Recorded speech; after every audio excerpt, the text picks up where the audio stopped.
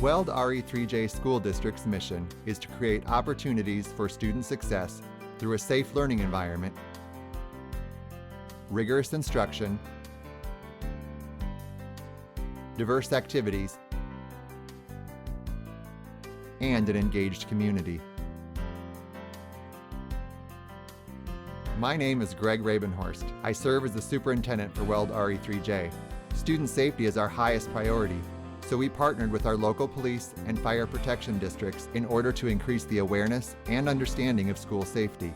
The district created this video for our student audience. However, staff and parents will greatly benefit from reviewing the safety procedures described throughout. As part of an interagency collaboration, a school safety continuum was developed to address emergencies and safety threats, including fire alarms and evacuation, weather-related procedures and evacuations, lockout, lockdown, and reunification.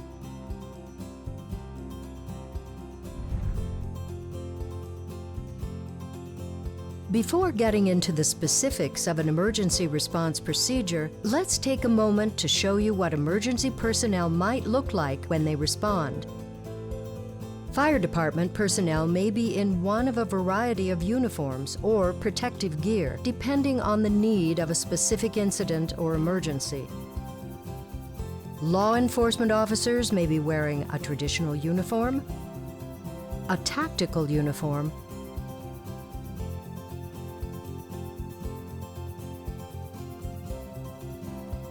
or street clothes.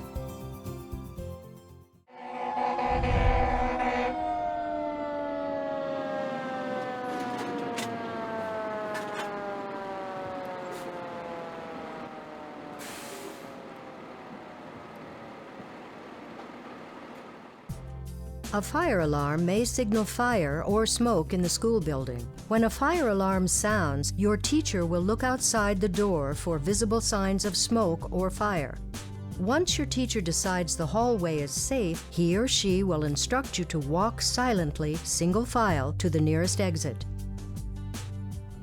Students may not necessarily be in a classroom when a fire alarm sounds. If you find yourself in this situation, you should look for smoke or fire and then make your way to the nearest clear exit. Keep in mind, the hallway may not be your best escape route. Consider all additional door or window exits near you.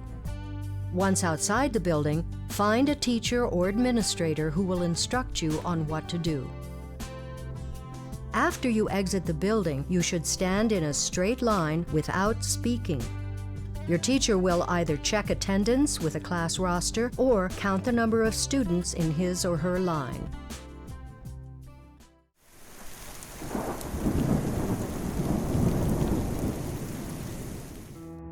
In the event of a tornado or other weather emergency, you may need to leave the classroom and move away from windows and glass. During a tornado emergency, your teacher will instruct you to move quickly and silently to a safer location inside the school building. This may be a hallway or bathroom.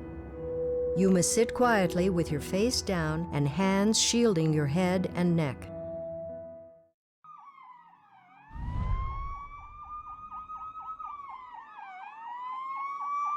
A lockout deals with a threat outside the school building.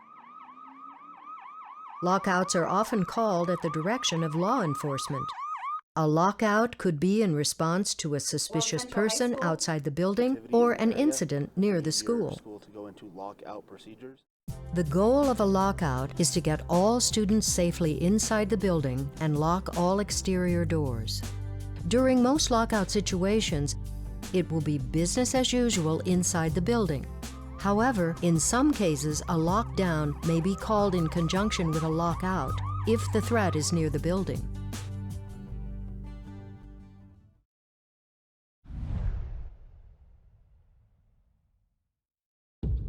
A lockdown deals with a threat inside the school and consists of turning off lights, locking interior doors, and hiding from sight. An easy way to remember this is locks, lights, out of sight. If you are in a classroom, a teacher will direct you to a specific location while he or she secures the door and closes any window coverings. Move to a location that can't be seen from interior windows.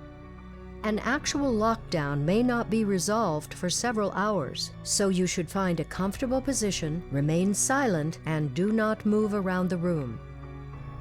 Using cell phones, unless directed to by your teacher, may put you and others at risk due to lights and sounds. If a fire alarm sounds during a lockdown, do not leave your safe location unless you are sure a fire is threatening your room or you are directed to do so by your teacher. During the initial moments of a school violence situation, students may not be with a class or in a classroom. If you are in a hallway or other exposed area, consider your best option. This may include hiding in an open room, hiding in a restroom or closet, or self-evacuating. If you are near an exterior door, self-evacuation, which means exiting the school building, may be your best option. After you leave the building and are in a safe location, you must contact your parents and school personnel as soon as possible to let them know you are safe. If you are in a classroom when lockdown is called, remember, locks, lights, out of sight.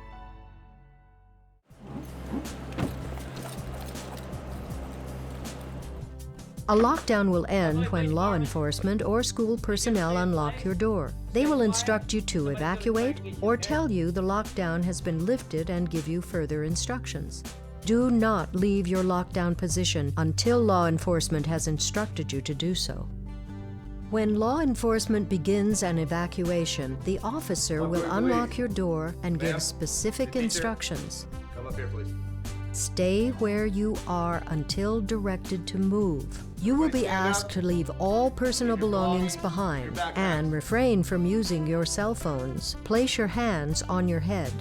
Form a line at the door with your teacher in front. Wait quietly for specific instructions. You may be told to move silently from one officer toward another.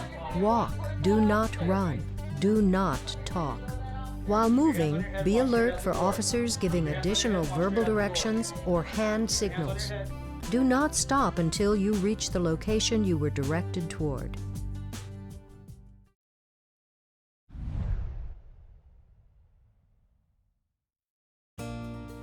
After a lockdown or other emergency evacuation from your school, you will be returned to your parents or guardians through a process called reunification. You will be transported to a safe location off the school property. This location will be decided upon by police or other agencies to ensure a safe and secure environment. Your parents or guardians will be notified of the relocation site by the school district. Parents or guardians will need to provide identification and complete paperwork. The reunification process can take time, so you will need to be patient. Once your parent or guardian has completed the necessary procedures, you will be reunited with them.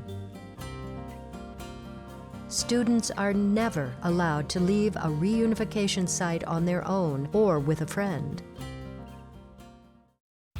This video has outlined some procedures established to deal with emergencies in schools.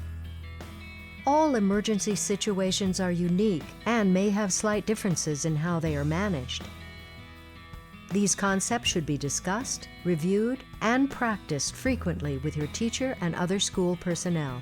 Please be quiet, patient, and listen to your teacher or administrator to ensure your safety. We all have a role in keeping schools safe. Thank you for doing your part.